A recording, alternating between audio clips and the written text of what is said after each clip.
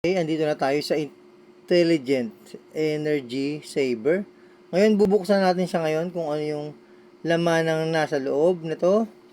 Kung gaano siya ka-intelligent. Okay, tingnan natin. Ito lang. Nabasag na ata. Basagin na natin to. Ba? Ayos ah. Grabe. Ano to? Diode. Ayos ah. Box lang pala yon. Fake pala. Scam to mga tol. Scammer. Mga scammer. Mas-scam kayo. Huwag na kayong bibili nito. Fake to. Fake news. Tingnan mo. Napaka-peke niya. Tingnan mo. Ano to?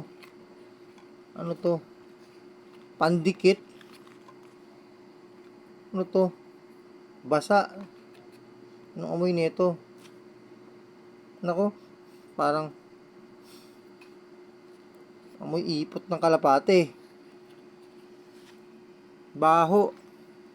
Tapos ito, ano to? Grabe, napaka-intelligent niya oh. Kinabit niya yung ano. Biruin mo. Ito. Sasakan kinabit niya. Tapos, may diagram siya. May resistor. 1, 2, 3, 4. Apat na resistor. Tapos, dalawang diode. Kinabit na lang na dito para kunwari umiilaw.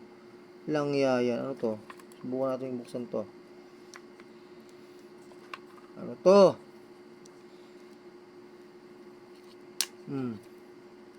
Sira na. Fake kasi.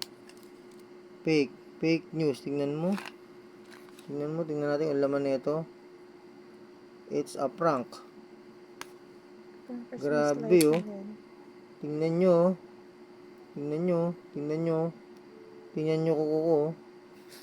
Tingnan nyo, ayun oh. Aray, tingnan nyo. Tingnan nyo ang kuko, ang pangit. Teka muna, oh, ipakita mo nga sa kanila. Ikaw na lang ipakita ko. Bilisan mo na. Port naman ito eh. Tingnan nyo, oh, ayan oh, ayan oh, diode lang, ang liit lang nito, pampailaw, pampaganda, para kunwari totoo. Fake to mga tol, fake news. Ha? Fake news. Fake yan, okay? Fake yan. Tapon nyo na yan. Sige, tapos tayo.